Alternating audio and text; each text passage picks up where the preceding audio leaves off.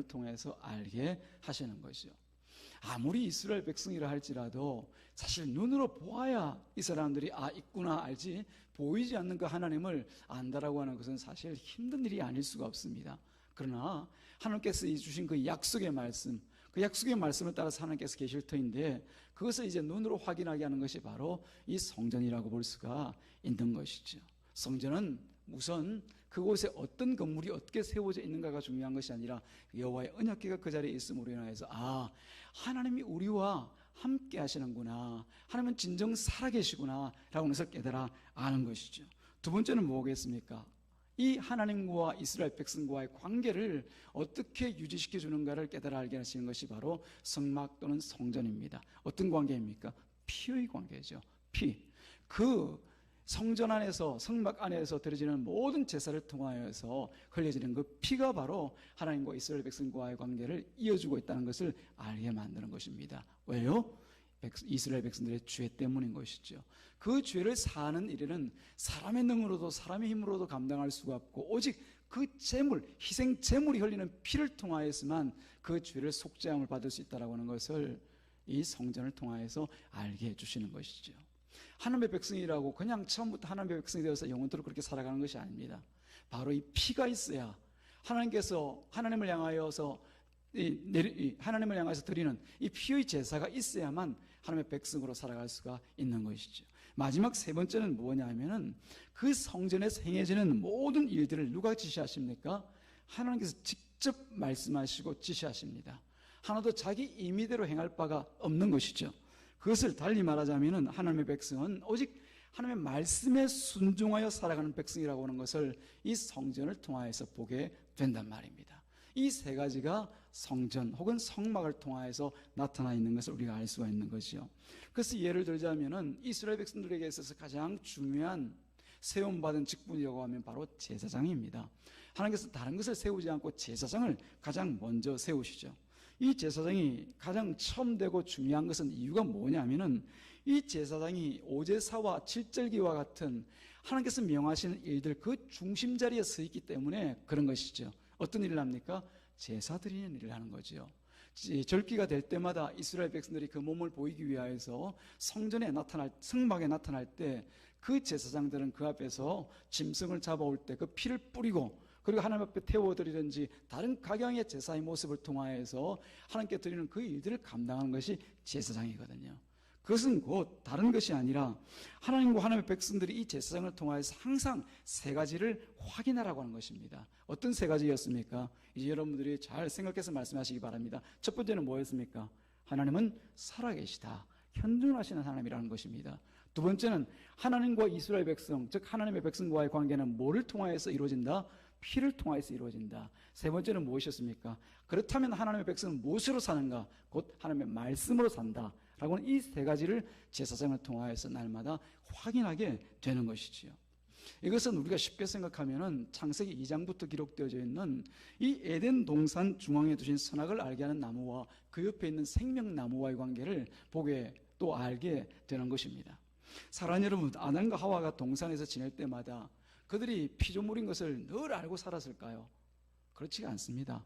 언젠가 또 잊어버릴 때가 있겠죠. 마치 뱀에게 유혹을 받았을 때, 사탄에게 유혹을 받았을 때 그랬던 것과 같이 자주 우리는 누구인지를 잘 잊어버립니다.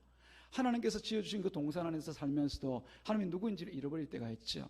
자기가 왕이처럼 여기고 자기가 또 최고인 것처럼 생각하고 내 인생의 행복이 다 있는 것처럼 생각하고 살아갈 때가 있죠. 그때마다 무엇을? 동산 중앙에 있는 선악을 알게 하는 나무를 보고 그 곁에 있는 생명나무를 보게 되는 것이죠. 그것을 보면서 뭘 깨닫습니까? 아이고, 하나님이 살아계시구나. 하나님께서 나를 지으신 그 창조주 하나님이시구나. 내가 주인이 아니라 하나님이 주인이시네. 그걸 깨달아 아는 것이지요.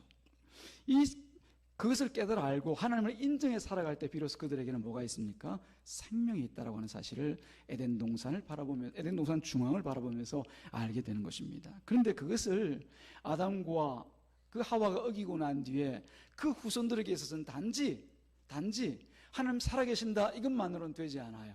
뭐가 있어야 됩니까? 피의 제사가 있어야만 되는 것이죠. 그 죄를 속하기로는 우리가 잘 알다시피 아벨의 제사를 통해서 본 것 같이 하나님께서 그 피를 흘리지 아니하고는 하나님께 제사를 받지 않으신단 말이죠. 뭐 때문입니까? 우리의 죄를 속하는 것은 바로 짐승의 희생 제물, 우리의 피로 감당할 수 없으니까 짐승의 제물의 피를 통하여서 그 일을 감당하라고 하나님께서 이 피의 제사를 우리 가운데 주신 것이죠. 그 사실을 깨닫게 하시는 것이 바로 성전입니다. 성전입니다. 하나님은 성전에서 매일 드려지는 이 제사들을 통해서 비로소 그들의 신앙 고백이 완전한 신앙 고백이 되게 만들어줍니다. 첫 번째, 다시 한번 확인하겠습니다. 우리를 만드신 분, 천지창조를 창조하신 분은 살아계신 하나님이라고 하는 사실입니다. 그리고 두 번째는 우리가 하나님의 백성으로 부름받은 것은 우리가 잘나서, 우리가 똑똑해서, 우리가 뭔가 볼 것이 있어가 아니라 오직 하나님께서 부르신 가운데 그 피의 제사를 통해서, 희생제물을 통해서 우리가 하나님의 백성으로 살아갈 수 있게 되었다는 것이죠. 우리가 살아갈 때 어떤 모습으로 살아간다고요?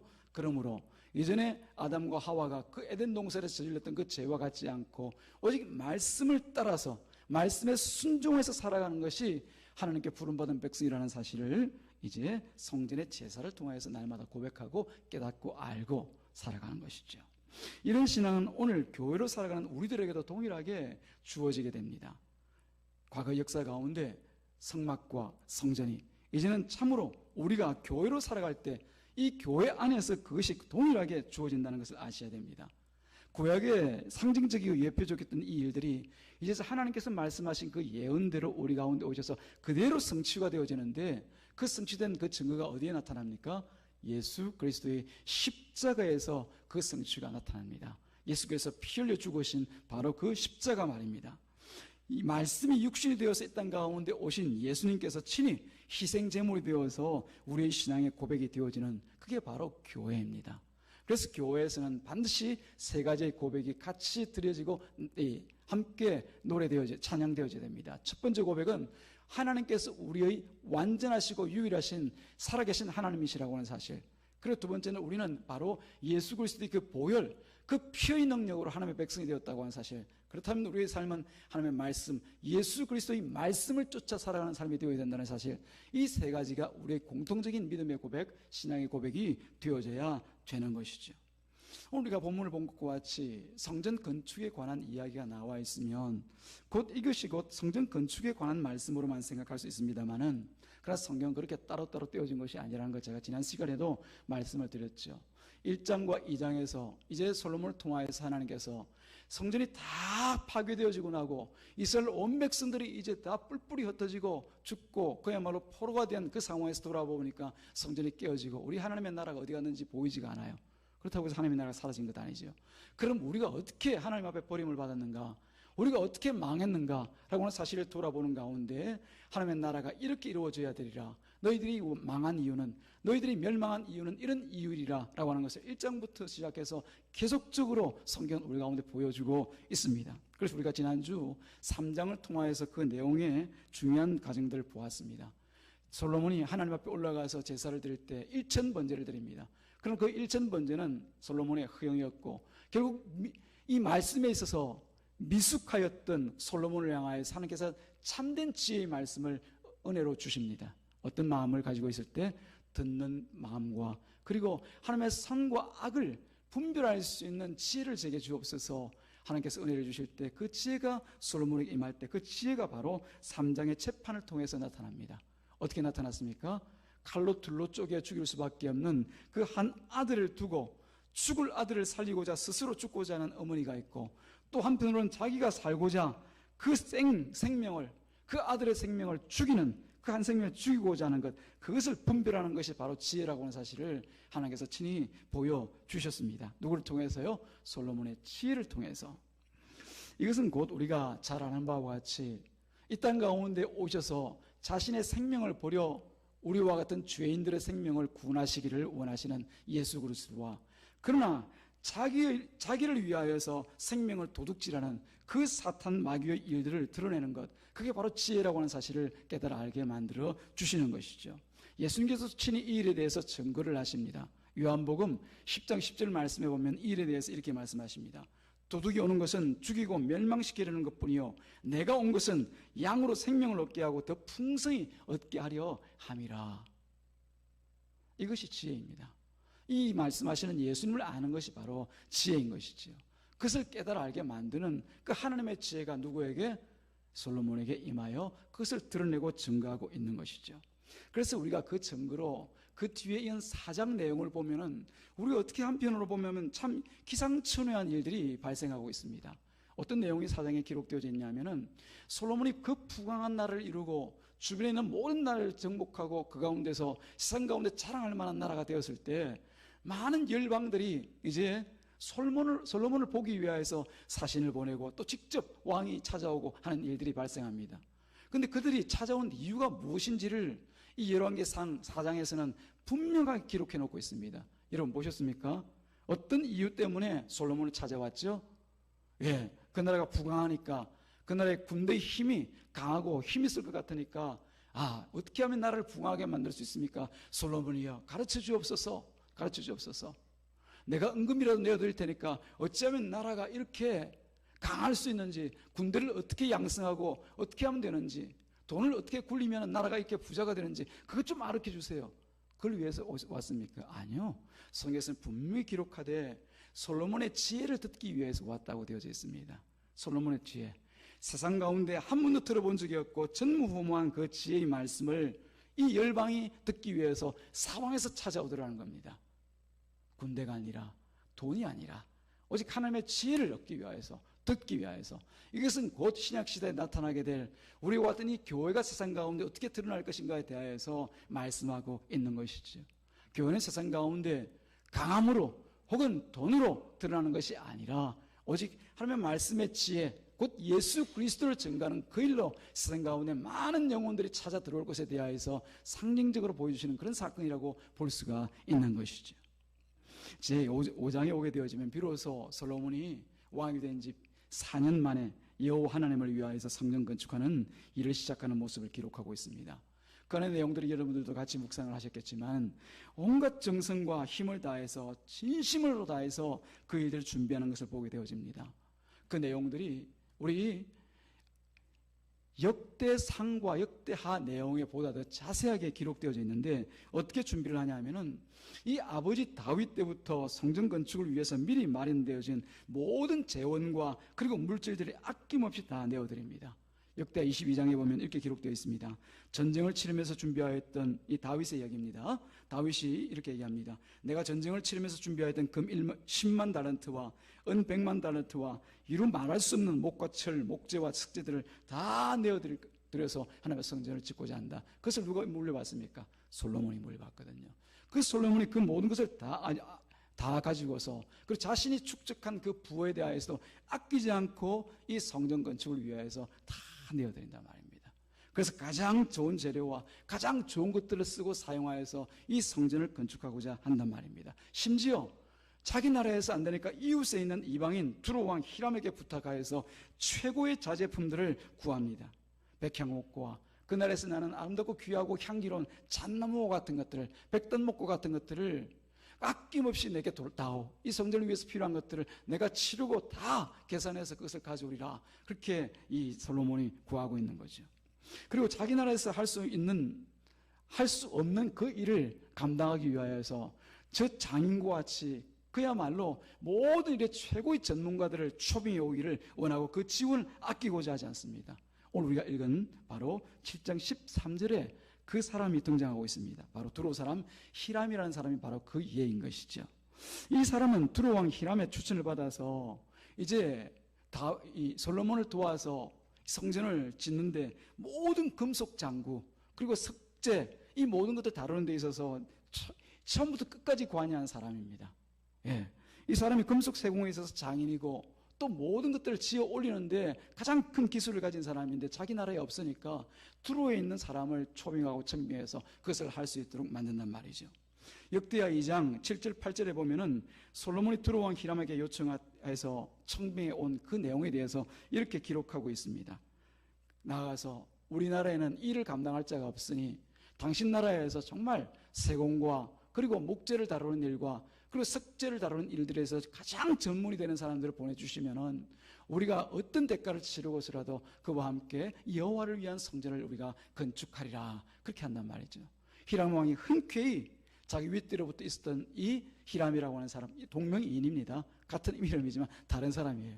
이 히람을 보내서 그 일을 돕도록 만들어 준단 말입니다.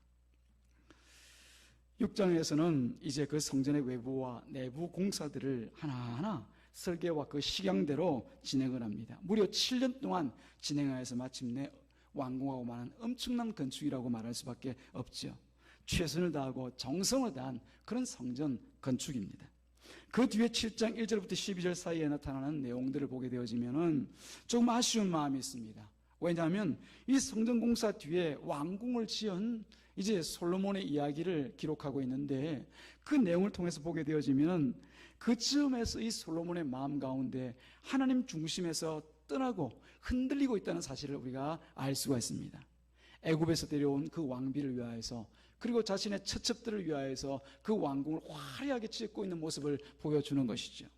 이 일을 통해서 솔로몬의 모든 일이 다 잘못되었다는 것이 아니라 하나님 앞에는 진정 그 처음 마음을 끝까지 가지고 갈 사람이 없다라고 하는 사실을 보여주고 있는 것이죠. 이스라엘 백성들이 처음부터 하나님을 배역하고 하나님 앞에 그야말로 망할 일만 하고 살았습니까? 그렇지 않지 않습니까? 하나님 앞에 나아가서 그 마음을 드릴 때도 있었고, 그러나 그때 하나님을 인정하지 아니하고 스스로 그 가진 생각들을 가지고 살고자 할 때 그들이 하나님을 떠났던 것을 우리가 알고 있지 않습니까? 솔로몬도 마찬가지입니다. 여기 있는 우리들도 마찬가지인 것이죠. 솔로몬 역시 그 극한 마음의 중심, 그 하나님을 향한 그 마음의 중심을 드리고자 성전을 건축하였지만, 나라가 평안하고 자기 주변의 모든 것들이 다 자기 볼 때 넉넉한 것을 알고 나서는 그 마음에 자고하는 마음과 교만한 마음이 생기게 된 것이지. 그래서 그 성전을 통하여서 자기 아내를 위해서 그 마음을 어떻게 살까, 그러고 난 뒤에 왕궁을 크게 짓고, 뿐만 아니라 그 처첩들을 위해서 딴 공간을 마련해서, 어떤 딴 공간입니까? 하나님이 아니라 그들이 가지고 온 그 우상들을 섬길 수 있도록 그런 장소를 제공하고 있더란 말입니다. 그것을 통해서 결국 나라는 쪼개지게 되어지는 것이죠. 이것을 통해서 알 수 있는 것은 하나님은 결코 우리 스스로 그 구원의 길을 갈 수 없다라고 하는 사실을 깨달아 알게 만드는 것이요. 누구? 솔로몬만 보더라도, 다윗만 보더라도, 아브라함만 보더라도, 신앙에 나타나 있는 어떤 인물을 갖다 댄다 하더라도 그 스스로 힘과 능력으로는 결코 하나님의 구원의 자리에 들어갈 수 없다라고 하는 사실을 깨달아 알게 만드시는 거죠. 그렇다면 뭡니까? 바로 하나님의 은혜 가운데 보내주신 예수 그리스도를 통하여서 우리가 구원받는 그 길 외에는 없는 것이죠. 성경은 진리를 말하고 있습니다. 우리 가운데 의인은 없다 말씀하시고 아무도 없다, 하나도 없다 말씀하십니다. 의인이 아니고는 어찌 하나님의 나라에 갈 수 있고 구원을 받겠습니까? 그 유일한 길은 주 예수를 믿으라. 그리하면 너와 내 집이 구원을 얻으리라. 주 예수를 믿는 이 길 외에는 없음을 성경은 말씀하고 있는 거예요.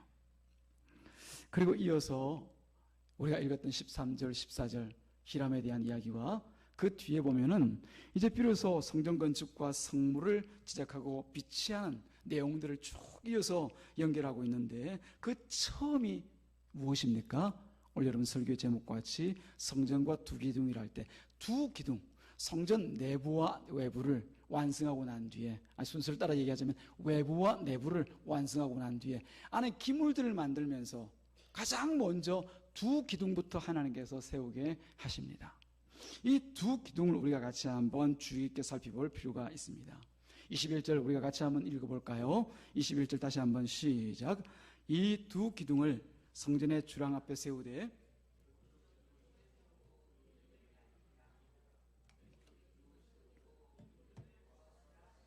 여기 보니까 그 두 기둥을 성전의 주랑 앞에 세웠다고 얘기하고 있습니다. 요새 주랑이라는 말 잘 사용하십니까? 저도 잘 모르겠던데요. 그래서 저도 이제 찾아서 보았는데, 주랑이 뭔지 여러분 아셔요? 복도를 얘기합니다. 복도. 복도. 앞에 나와 있는 복도. 그 성전 입구를 들어가기 전에 먼저 복도를 통해서 입구를 통과해서 성전 안으로 들어가게 되어지는데, 그 입구 앞머리에다가 두 기둥을 세우는 것이에요. 근데 세우고 나서 그 이름을 야긴이라고, 그리고 보아스라고 얘기합니다. 이건 그냥 사람이 그 이름을 붙여놓은 게 아니에요. 솔로몬이 그 기둥을 세워놓고 붙여놓은 것이 아니라, 여러분, 이 성전은 하나님께서 말씀하시는 대로, 하나님의 뜻대로 그 시간과 설계도대로, 하나님께서 주신 그 설계도로 이 성전을 만들어 나가고 있어요. 이 기둥도 마찬가지로 하나님께서 세우시고, 그 이름도 누가? 하나님께서 주신 이름이에요. 자, 그러면 우리가 그 이름이 뭔지를 한번 살펴보십시다. 야긴이라는 이름의 뜻은 무엇입니까? 저가 세우시리라. 저가 세우시리라. 여기서 말하는 저는 누구를 얘기합니까? 하나님이죠. 뭐 볼 것 없습니다. 하나님께서 세우시리라. 그리고 그 반대쪽에 있는 보아스는 뭘 얘기합니까? 그의 능력으로 라는 뜻입니다. 그에게 능력이 있다. 이것은 곧 그의 능력으로 이루신다. 그에게 능력이 있다. 그런 뜻입니다. 그의 능력으로 이루신다. 그가 세우시리라. 하나님께서 세우시고 하나님의 능력으로 이루신다라고 하는 것을 성전에 들어가기 전에 가장 먼저 두 기둥을 보고 들어가면서 느끼는 거예요. 보는 거예요. 깨닫는 거예요. 근데 우리에게는 야긴과 보아스라고 하면 이 해석이 필요하고 이게 무슨 뜻이지라고 하지만 이 이스라엘 백성들은 그냥 야긴하면 그게 무슨 뜻인지 압니다. 저가 세우시리라. 예. 보아스 하면 그의 능력으로 이루시리라. 그냥 듣고 그냥 지나가면서 아는 거죠. 자, 이 성전을 들어가면서 이스라엘 백성들이 느낄 마음들이 뭐가 있겠습니까? 솔로몬이 아까 말씀드린 것과 같이 자기에게 있는 모든 것과 아버지 때로부터 축적해 놓았던 그 모든 것들을 다 쏟아부어서 성전을 만듭니다. 그 가운데 세워진 성전을 보면서 그렇게 얘기할 수도 있겠죠. 야, 정말 이 성전 대단하다. 엄청나다. 어떻게 이렇게 만들었지? 어떻게 크게, 어떻게 이렇게 웅장하게, 어떻게 큰 돈을 들여서 이렇게 만들었지? 그렇게 얘기할 수도 있습니다만은 사랑하는 여러분, 하나님께서 보시는 것은 그게 아니라고 하는 거예요. 뭘 보십니까? 즉 하나님께서 세우셨고 하나님의 능력으로 그 일을 이루셨다라고 하는 사실을 깨달기를 원하시는 거예요. 성전에 들어가면 뭐가 있다고 말씀드렸습니까? 다시 한번 우리가 정리하죠. 성전에 들어가면 뭐가 있다고 말씀하셨죠? 하나님께서 살아계시다라고 하는 것. 그리고 두 번째로는 하나님과 우리의 관계는 우리 스스로가 관계를 맺을 수가 없고 우리가 잘나고 똑똑하고 우리가 능력이 있어서 하나님과의 관계를 이루어갈 수가 없고 오직 그 피로, 희생제물의 피로 하나님과의 관계가 이루어질 수밖에 없다는 것을 성전을 통해서 깨닫게 되어져요. 그리고 마지막으로 무엇입니까? 하나님의 피로 이루어진 우리라고 하면은 오직 하나님의 말씀으로 살아가야 된다는 것을 성전을 통하여서 깨달아 알게 되는 거예요. 근데 그 일을 누가 감당할 수 있느냐는 겁니다. 누가 하나님께서 살아계심을 날마다 생각하며 살아갑니까? 여러분입니까? 저입니까? 솔로몬입니까? 아니요. 솔로몬도 아니었잖아요. 예. 왕궁을 지으면서 마음이 교만하고 나니까 하나님을 떠나 있잖아요. 하나님의 살아계심에도 불구하고 하나님의 살아계심을 인정하지 못하고 있잖아요. 저와 여러분은 어떻습니까? 날마다 삶의 자리에서 이 하나님 인정하고 살아갑니까? 하나님께 지금 이 자리에 살아계신 것을 여러분들이 늘 고백하고 인정하고 살아가느냐는 겁니다. 물론 말이야 하나님 살아계심 인정합니다. 그러지 하나님 안 살아계십니다. 하나님 죽은 분입니다. 그렇게 여러분이 얘기하시겠어요? 그러나 여러분의 진정한 삶의 중심을 하나님 앞에 내어놓고 다시 한번 들여다보시기 바랍니다. 우리가 얼마나 이 하나님을 죽은 분으로 알고 살아갔습니까? 살아계신 그 하나님이 아니라 자칫 내 곁에 올까봐 두려워하면서 내 곁에 오지 마십시오. 왜 제가 말하는데, 왜 제가 생각하는데, 제 길 가고자 하는데 왜 방해하십니까? 하나님 살아계시면 안 되겠습니다. 죽어주셔야 되겠습니다. 하나님 살아계신 분도 인정 안 하죠. 그리고 성전에 있어서 누가 우리가 예수 그리스도의 피가 아니면 살 수 없다라고 고백하면서 살아갑니까?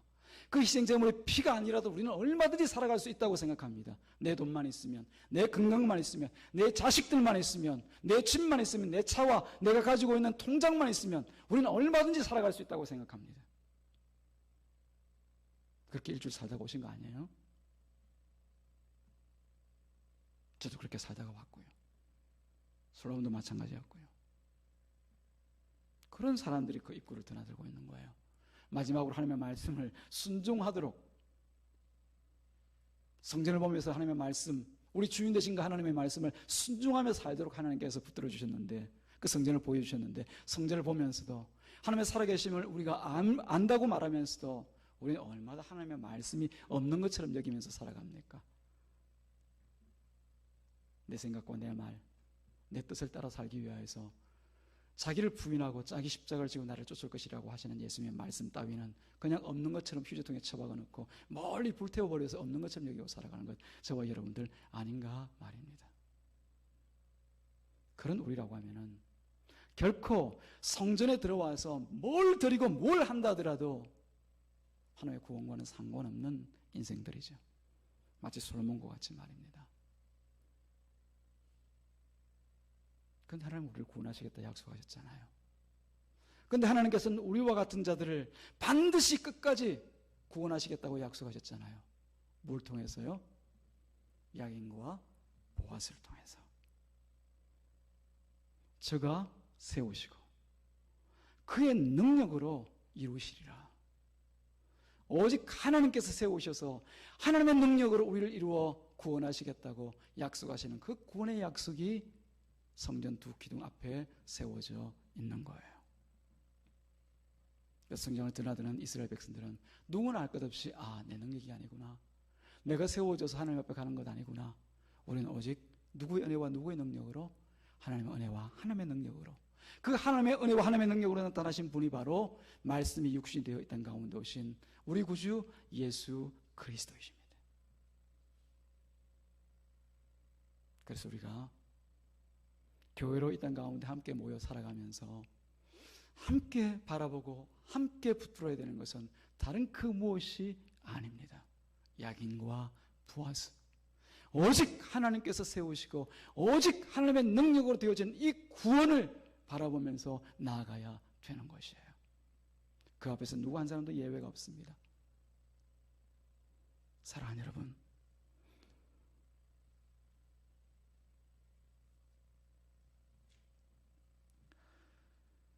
하나님 살아계십니다. 하나님 죽지 않으셨어요. 우리 예수님 살아계십니다. 우리 예수님 죽지 않으셨어요. 우리 성령님 살아계십니다. 우리 성령님 돌아가시지 않으셨어요.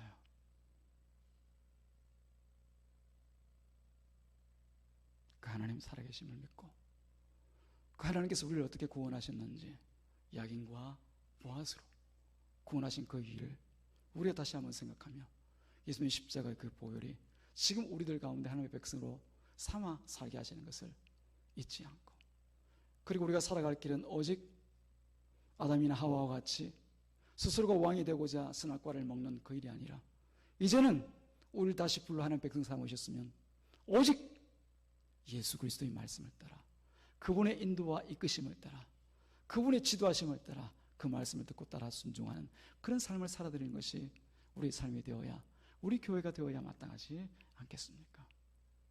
사랑하는 여러분, 우리 교회는 소망이 있는 교회입니다. 하나님의 말씀이 있고 말씀을 따라 아멘하는 여러분들이 계시기에 우리 교회는 하나님께서 사용하시고 쓰실 그런 이 마지막 세대의 생명 있는 교회로 하나님께서 쓰실 거예요. 그 일의 비전과 꿈을 가지시고 끝까지 하나님을 붙들고 살아가는, 하나님 앞에서만 살아가는 저와 여러분 되기를 주님의 이름으로 축복합니다.